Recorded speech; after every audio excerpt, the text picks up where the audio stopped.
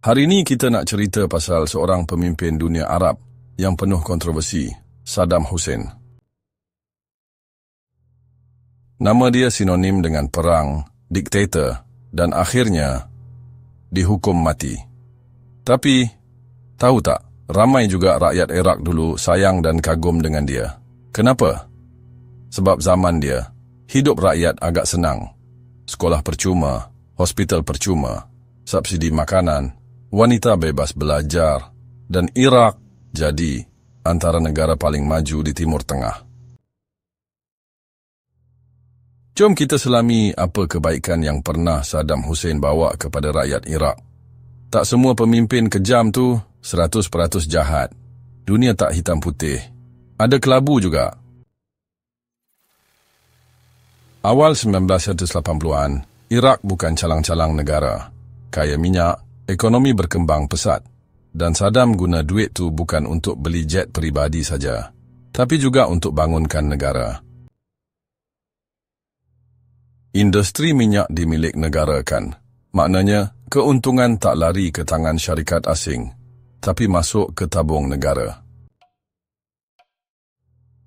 Duit minyak dilabur untuk buat jalan raya moden, hospital, universiti, sekolah, empangan, sistem pengairan, macam-macam.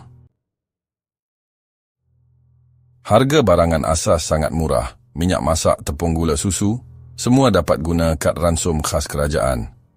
Iraq pada masa tu digelar permata dunia Arab sebab hidup rakyat cukup stabil. Bayangkan, gaji tinggi, kos sara hidup rendah. Siapa tak suka? Zaman Saddam, pendidikan memang jadi keutamaan. Kerajaan lancarkan kempen besar-besaran untuk hapuskan buta huruf. Pendidikan percuma sampai universiti. Semua orang wajib pergi sekolah. Siapa ponteng, keluarga boleh kena tindakan, tapi orang ramai tak kisah sebab semua percuma. Iraq pernah diiktiraf oleh UNESCO sebagai negara Arab dengan sistem pendidikan paling mantap.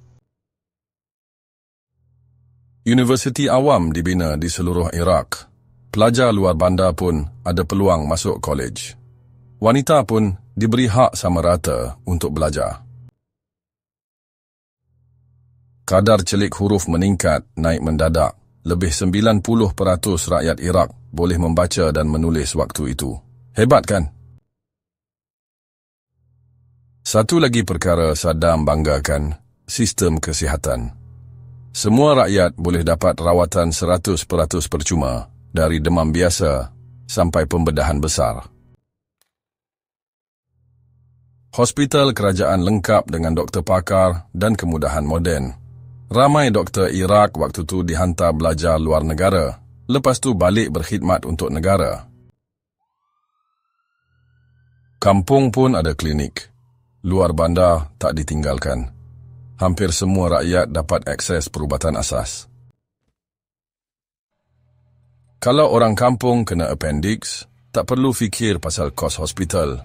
Kerajaan tanggung. Zaman Saddam, wanita bukan sekadar duduk rumah.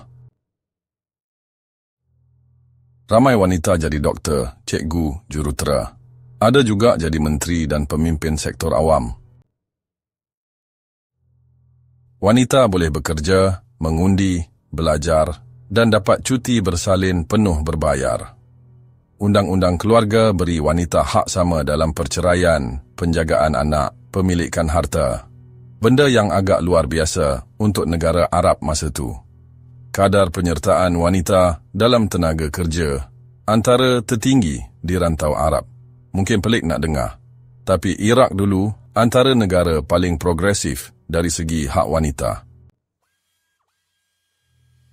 Saddam tak tunggu lama bila dapat duit, dia terus bina negara.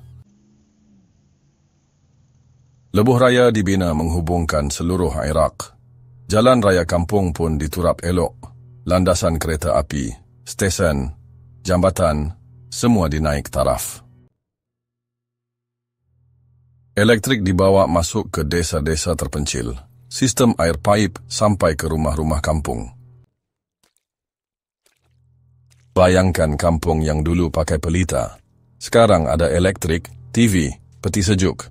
Itu semua hasil pembangunan Saddam. Duit minyak bukan untuk kerajaan saja. Saddam pastikan rakyat kenyang.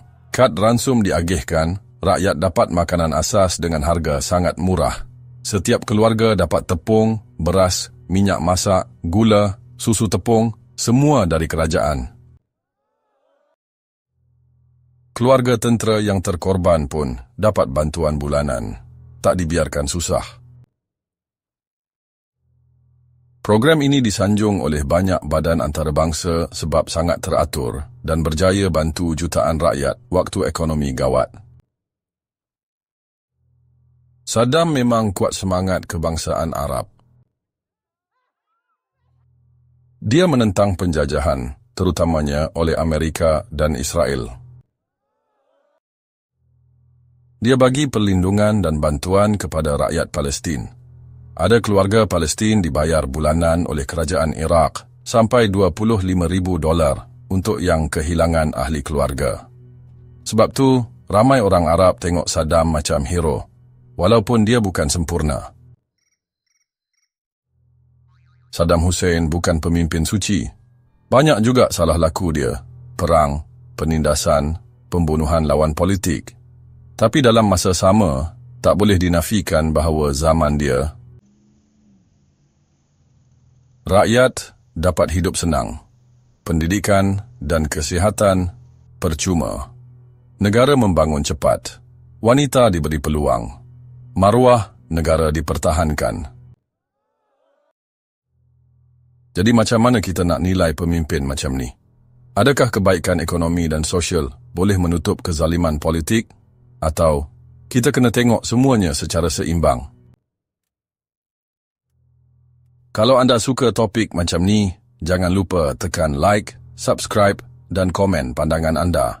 Adakah Saddam patut dikenang sebagai wira atau kejam? Kita jumpa di video seterusnya. Channel Bawah Bayu akan terus bawakan kisah pemimpin dunia yang penuh warna-warni. Terima kasih kerana menonton.